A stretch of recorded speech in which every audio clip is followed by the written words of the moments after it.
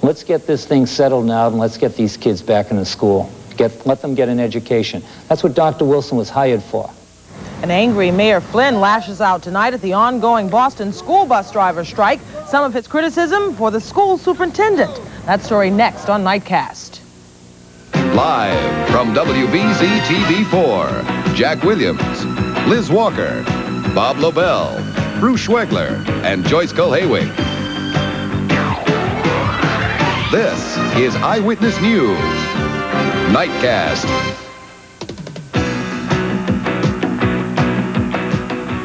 Good evening. Here's what's happening tonight. Mayor Ray Flynn, growing more frustrated over the lengthy school bus driver strike in Boston, says he wants it resolved now. The mayor is critical of Superintendent Laval Wilson's growing stubbornness to give in on any major point. Mayor Flynn says the union is against the wall and he wants the strike ended without union busting. I want those kids back into the classroom. They've been outside the classroom now for 2 weeks. What kind of education are they going to have if we can't resolve this strike? Is your message to Laval Wilson, let's get this thing settled now? Let's get this thing settled now, and let's get these kids back into school. Let them get an education. That's what Dr. Wilson was hired for, to give those kids an education. Late today, the mayor sent letters to Dr. Wilson and the bus drivers union outlining compromises to end the strike. The superintendent has said that the big issue is the pension, that he cannot give in. Fine, okay, let's not give in on the issue of pension. I think the union is up against the wall. They need some sort of relief, face-saving, so that they go back to their membership and win it. The strike, lasting 11 school days so far, has become more bitter, with the superintendent now ready to institute a plan to hire new bus drivers to bust the union. The mayor says he is no union buster. He's not Calvin Coolidge. I'm saying let's not fight over turf or who wins or who loses or who's back up against the wall or not. Let's get those kids back into the classroom, and then we can have the negotiations.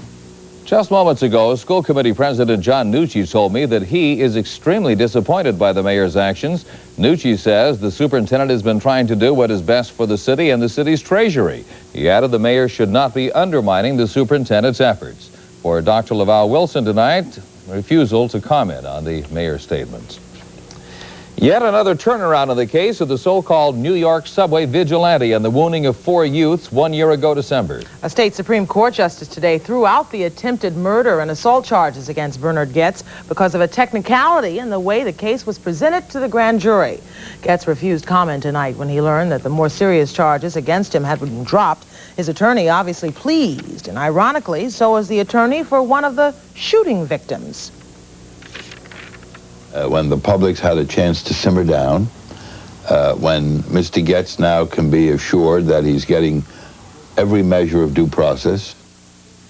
Manhattan District Attorney Robert Morgenthau hasn't decided if he will press charges to another grand jury. Goetz still faces weapons and reckless endangerment charges.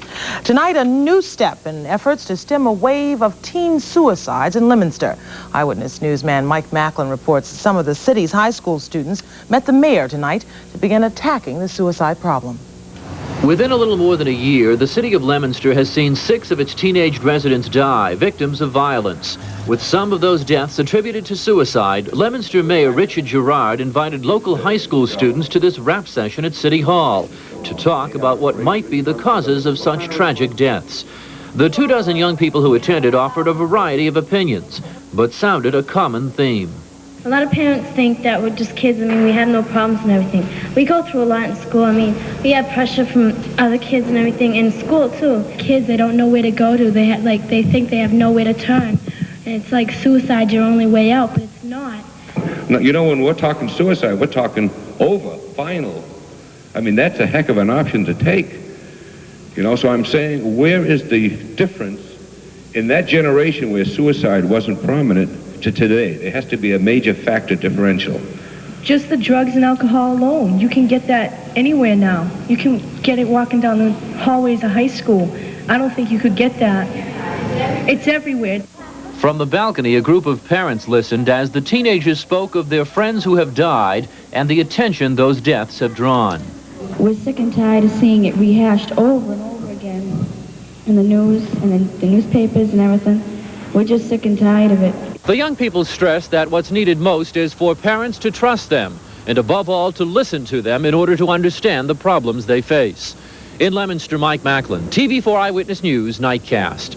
A group of Leominster residents is working to get a suicide education bill passed by the legislature. Jack. And word that a section of New Hampshire is on the latest list of potential nuclear waste dump sites. That has sparked concern in the Granite State. A 78-square-mile area of southwestern New Hampshire was named among a dozen sites in 7 states as possible choices for the nation's second nuclear dump. If selected, the site would store highly radioactive nuclear waste beginning about the year 2006. Residents near the potential dump site gave their reactions. We've got 5 state parks, we've got 5 state forests, we've got a college right over here. It's all artesian well water. I think the whole thing could be really bad for us. Living here, no, I don't want it here, but nobody wants it anywhere. If Congress approves building a second dump, final selection is not expected before 1998. The first nuclear waste dump will be chosen by the president in 1991 among sites in Texas, Washington State, and Nevada. Still to come on Nightcast, some special fans gather to show their pride in the Patriots. And coming up later on for the Friars, down the Eagles in overtime. We'll be right back.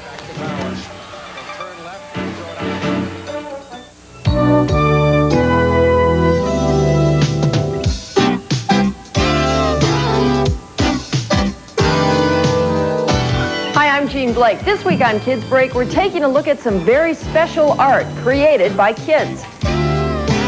Selected works by children of the Neighborhood Arts Center are on exhibit at the Mills Gallery at the Boston Center for the Arts. The work by the students ages 3 through 18 exemplifies the imagination of children. A variety of paintings, lithographs, clay figures, picture books, and masks are on display. The Neighborhood Arts Center is having an open house fundraiser on January 18th from 5 to 7 p.m. Kids admitted free. That wraps it up for this week on Kids Break. Next week, we'll visit the class that created this art. Lots of people going to Florida choose a rent-a-car company by comparing rates. Hello, what's your rate? What's your rate? Yeah, what's your rate? But these days, everyone offers low rates in Florida, so it pays to compare services. What do you get for that? What do you get? What do you get? Hertz offers computerized driving directions, 24-hour road service, and there's never a drop-off charge in Florida. So come to Hertz. The services add up, but your bill won't. Hertz, you don't just rent a car, you rent a company. For the same reasons you don't rely on anyone else here, you no longer have to rely on anyone else there. Federal Express now flies to Europe.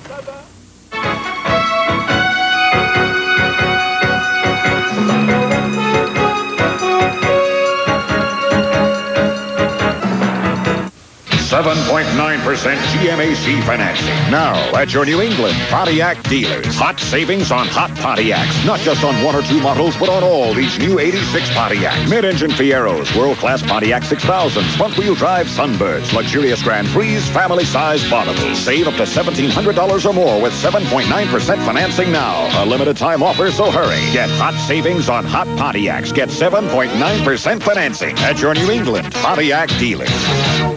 The Super Bowl is 10 days away, but Patriots' pride is riding high as the game time clock ticks away.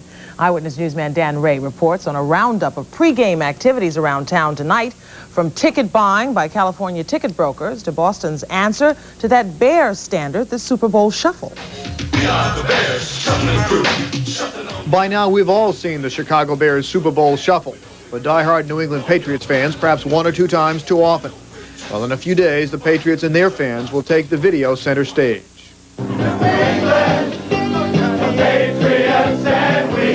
The chorus, New England, the Patriots, and we, echoed throughout a downtown recording studio. The brainstorm of Morgan White and Bob Katzen, all to benefit the Jimmy Fund. We wanted to show the New England area that we're just as much behind the Patriots as everybody else is behind the Bears, a bit west of the state here. We'll have the Patriots in the video, but we're also going to have a lot of people from the Boston world of television, sports, and entertainment. But as they were singing the praises of the Patriots in Boston, here at this hotel in Mansfield, Massachusetts, some Patriots season ticket holders were cashing in for big chips. I thought we set a price already. Say hello to Jerry Edelman of Murray's Tickets, Los Angeles. In a small ad in the Boston Herald, Jerry and his brother David told New England they are looking to buy tickets to the Super Bowl. People are offering them money for the tickets, and they figure out it's better to take the money than to go to the game. There's a big turnover in money by the time they get the airplane space and the hotel rooms. A call from the lobby, the deal is made. 2 on the 50. While Jerry deals, David talks. New money, it sticks. I'll be right back. We're paying $4.50 and up for tickets, depending on the location of the tickets. Meanwhile, down in the hotel lobby, the deal is actually done. Some high roller in New Orleans will pay through the teeth for these ducats. Yeah, these are super seats. Now, you paid, it looked like $1,100. No, I paid $1,400. $1,400. And what do you think by game day those may go for? Well, we don't sell them. They're already pre-sold already for $1,000. Thank you for calling Murray. Yes, Jerry, can I help you? It is the free market, and what we do is legal. And we're just providing a service. It's the American system. Now, in Massachusetts, it is not illegal to buy tickets, only to resell them. And here, the Edelmans are just buying. But come next week, the Edelmans will be the real bears of Bourbon Street. Jack? Dan, how big of an operation are these guys running? It is no nickel and dime store. They have about 2,000 orders to fill. They say that they will fill those 2,000 orders. It's costing them about $500 a ticket. That means they're putting out about $1 million, and they expect to make a profit on that, a pretty good profit. Ooh. All right, Dan, thank you. Joseph Kennedy II is feeling the heat of the political spotlight tonight after a published report that he and his wife earned thousands of dollars from South African investments. The report appeared in today's Boston Herald, claiming Kennedy and his wife earned as much as $800,000 from investments in South African businesses. But this afternoon, Kennedy corrected that figure, saying it was $88,000, and most of it from his wife's family trust fund, of which they have no control. All investments which my wife and I directly control have been fully divested. I think that the Herald story just completely distorts the facts. In a statement concerning the story, the Boston Herald said the difference in figures was partly an error which Kennedy admits he made in filing, and partly an error the Herald made in confusing some of the holdings with income. Quoting now, but Kennedy does admit he did receive income from firms and companies which invest in South Africa, and that was a major point of the Herald story. It was amid the Kennedy story today that yet another candidate for the 8th congressional seat tossed his hat in the ring. Tom Vallely kicked off his campaign with a boost from Senator John Kerry. But the name Kennedy quickly cropped up as the front runner and the man to beat in the race. I'm going to run a race about what Joe Kennedy thinks and what Tom Vallely thinks, not about our personalities. Try to leave that out of it.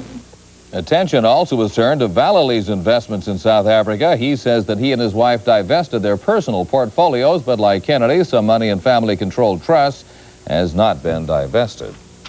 Oh, tomorrow, if you can believe it, we should see temperatures nearing 50 degrees. Bruce has the heartwarming forecast coming up next.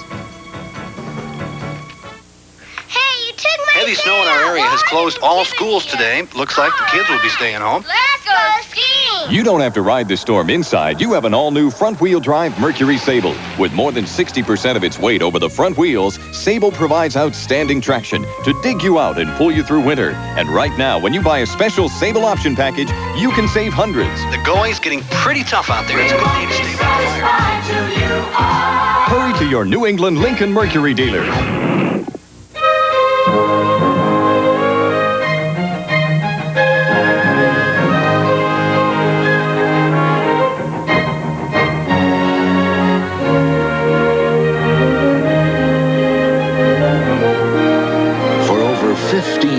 Getty has been bridging the gap between the quality gasoline America wants and the price they're willing to pay for it. Getty, more miles for your money. An oven stuffer might be nice. Introducing a whole new kind of chicken from Purdue. No, nuggets. Delicious, fresh, oven-ready chicken dishes you heat and eat in minutes. I know, cutlets. All superbly prepared by Purdue. You went to all this trouble from me? Oh, it was nothing. Sure, I do all the work. She takes all the credit. If you want to make great fresh chicken dishes, don't do it. Purdue done it.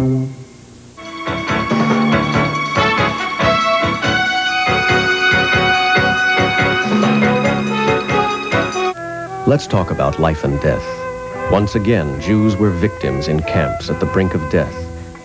But this time, Israel's Operation Moses airlifted 10,000 Ethiopian Jews, 2,000 of them orphans, to safety, to the promise of a new life. Give CJP a call. Find out how our Boston community can help honor the promise of housing, education, job training. Call 1-800-GIVE-CJP now, and let's talk about life. A 3-alarm fire at a house at Appleton and Dartmouth in the Back Bay is burning out of control at this hour. Eyewitness News reporter Mike Macklin is standing by at the scene with a live report. Mike? Well, Liz, that fire on Appleton Street is at number 135 Appleton. That is a 3-story building about 3 or 4 doors down from the corner of Dartmouth and Appleton. And the fire now, which began in the top floor apartment in that building, has spread to adjacent buildings along the street. Police have evacuated all of the buildings, and they say they have accounted for most of the residents. There is one person still unaccounted for, and that is the gentleman who lives in that top floor apartment where the fire broke out. It was a police officer on patrol who discovered the fire and alerted the fire department. Heavy flames is what Boston firefighters have been battling on the top floor of that block. As for other people who have been taken to the hospital, we have reports of 2 residents who have been taken to the hospital already. One man who jumped from a 2nd floor window is reportedly in the hospital with 2 broken legs. At this point, no word on the cause of the fire, and again, no word on the whereabouts of the resident who lives in that top floor apartment where the fire broke out. The fire is still spreading through the block, and firefighters are now battling to get it under control. Mike Macklin reporting live from the South End. Liz, back to you. Okay, Mike, and if there's any more information about that missing person at this point, we'll certainly let you know as the information comes to us. Jack? Now let's check in with Bruce and find out about tomorrow's warmer weather. We're already celebrating reports of a shooting star meteor flying through the sky, brilliantly lighting up the sky just before 10 p.m. tonight. Advanced fireworks for the warmer air that's going to be coming in. A little celebration here across New England as we start getting out of this frigid weather we've been having. Temperatures right now are still on the cold side here in the northeast, ranging from 5 in Caribou to 6 on through Yarmouth. Down to the south through Maine, Augusta 14, 24 now in Boston, 30 at LaGuardia in New York, 11 in Albany, and 8 up in Burlington. But then we move to the warmer air on the west side here in the 30s from Buffalo through Detroit to 47 right now at Chicago's O'Hare Airport, even in the 30s in the upper peninsula of Michigan. And up to the south in the 30s, Pittsburgh, Washington, and down through Hatteras, temperatures are in the 40s, all because we have a frontal system with the cold, frigid air here in the northeast, big high moving that way.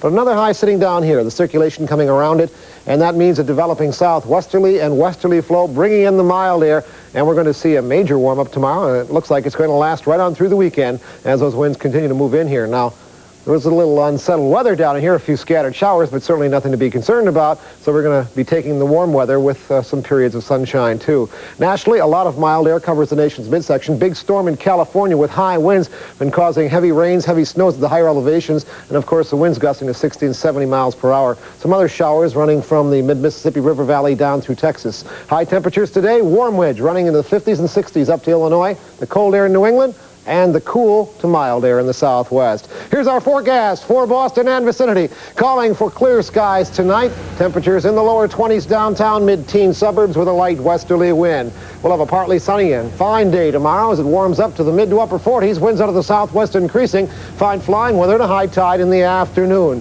Bring on a few clouds tomorrow night. Maybe a shower late at night, but temperatures will be near 40 degrees for a low. More than double what we've had for a high in the last couple of days. And then on Saturday, it'll be partly sunny, and temperatures will be in the lower 50s. Looks like a chance of a shower here and there, especially late Saturday. Won't ruin the skiing, though. No, spring skiing this weekend. Should be great. All right, Bruce. Thanks, Liz. In sports, while the Patriots are getting ready, there are other sports teams out there getting involved in something. Big game tonight at Boston College. The Bruins win 1 home, beat Providence. Okay. Overtime. And the Bruins got lots to talk about. That's right. The Bruins' big story tonight. Bob has some great video to show us because the Bruins put out the flames. Sports coming up in a moment. You always hurt the one. People have a love-hate relationship with their cars. They love them, but they don't always treat them right. Yet amazingly, over 90% of all Subarus registered since 1974 are still on the road. Now imagine how much longer they would last if people didn't love them so much. Subaru, the New England solution.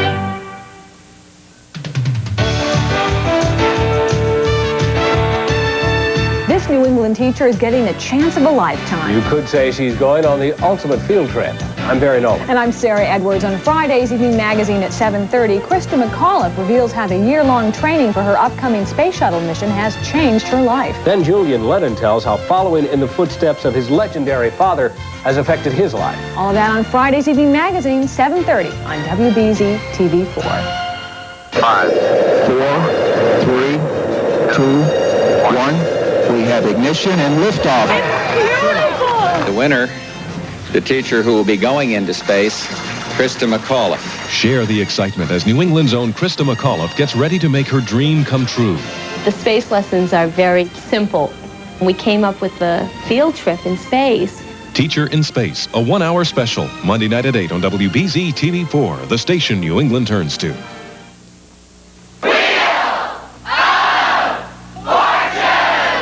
Spin into the afternoons with Wheel of Fortune at a new time, 3 o'clock. Let's do it. Then it's a chance of a lifetime on a new show that could make you a millionaire. Boy, it's a lot of money. How do I get on that show? $1 million. It's a new time for Wheel of Fortune, 3 o'clock, followed by a new show, $1 million chance of a lifetime at 3:30. A winning combination on WBZ-TV 4. Some excitement at Boston College tonight? This was a classic game. Really? Good? This was great. Good.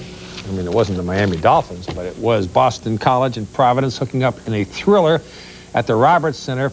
Providence coming away with their first Big East win for head coach Rick Pitino, who is also going for his 100th career win as a head basketball coach. They got it the hard way. Troy Bowers ties the game here at 59-59. But Providence comes right back. I mean, right back. This is Steve Wright tying the game 61-61. The action was fast, furious, and frenetic the whole game. Jamie Benton into the stand. Alan Roth puts Providence up 69-67. But down the other way, Troy Bowers comes in with a three-point play. He gets the basket, is fouled with 40 seconds left. The Eagles, with a three-point play, take a 1-point lead. Then Billy Donovan of Providence is fouled with 4 seconds left. This foul will ignite head coach Gary Williams. He can't believe it was called. Donovan ties the game with his first free throw. Misses the second. It goes into overtime at 70-all, but Donovan wins it at the final buzzer. They have to get it in, and they do to Kipfer, but barely. 12 seconds. Back out to Donnie Brown. To Roth, to Brown, 9 seconds. Providence down by 1, 6 seconds. 5. Brown, 3 seconds. Brown, Donovan with a winning shot.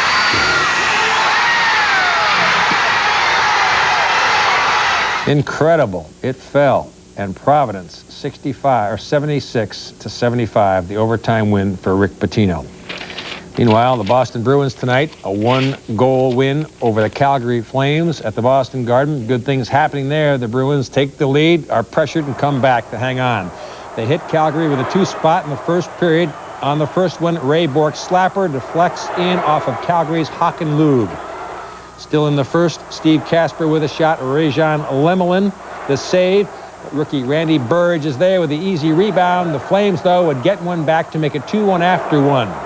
The period did have its rough spots. Nevin Marquardt duking it out right there. Great game for Doug Keems, who broke out of his prolonged slump in style. Still 2-1 in the second when the Bruins get their game winner. Keeps it in. Courtnall back for Talene. The shot, the save, the rebound, the score by Peterson. Vallely.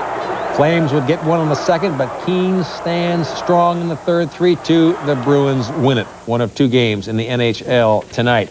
2 games in the NBA tonight. Atlanta gets one. Milwaukee gets the other. The ladies' tennis circuit picked perhaps the worst possible week to come to New England. I mean, they have to compete publicity-wise with another pretty big sporting event coming up. But it's at the Worcester Centrum, and the top women's player in the world in town, Martina Navratilova, making easy work of France's Rafaela Reggi tonight, 6-1, 6-2 the scores.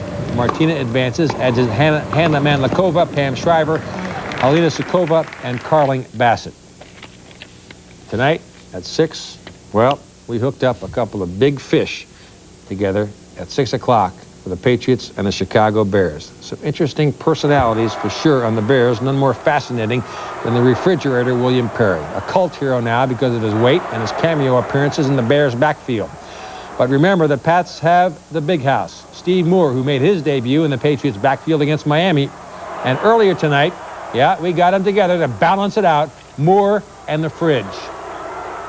Take no team light in the NFL. Any team can beat any team on any good given day. So we give the Patriots all the credit in the world and stuff. But we have to go out and play Sunday and see who come out victorious. Now, how come it is that you've gotten the McDonald's and the Coca-Cola spots and everything else in the David Letterman shot? I haven't seen Steve Moore in the David Letterman show yet. I haven't seen him on a Coca-Cola commercial yet. What's going on here? Give him some advice as to how he can get his name and some extra green in his pocket besides having to beat you on Sunday. Please. Well, hey, it's just something that came up, and I just accepted it. You gonna believe that, Steve? Come on. Hey, that's good, Frizz. I'm proud of you, man, and good luck to you, and I hope it keeps working out for you. Okay, thank you. You're welcome. I'll tell you what, I know of 4 separate music videos that are being done for the New England Patriots. 4 separate ones. And now it seems that every radio station has their own song, like Bob and Zips on WAAF in Worcester. We found him in the Hall of Fame, the only guy with fruit for a name. Get the pun? Oh, man, that's lame. He's Raymond Berry, leader of the Pats. He stood on the sidelines wearing a frown because the Pats couldn't buy a first down. Billy said he'd sell the team unless he started seeing some green. Raymond came to the rescue, the leader of the Pats. Then he got him on a roll, and all of a sudden, they had won 6 in a row. Then, on 4th and 2, Raymond told Tony to throw. Why he called it that way, we'll never know. Look out, look out, look out! He's about to throw, Bob's working on the end zone. Leader of the Pats, Raymond Berry the best. Leader of the Pats, Raymond Berry the best. Grown. 1 of 4? 1 of 4 music videos. That's not one of the 4. That's one of the station's many, many songs. I have a stack of them on my desk. And you're going to be starring in some of them, I understand. At least Oh, one no, of them? I don't want to get back. We'll have Joyce Kulhaywick review them when she gets back. She's on special assignment tonight, but we covered well, I think, with the Pats Go-Go. Have a good night, everybody. Good night.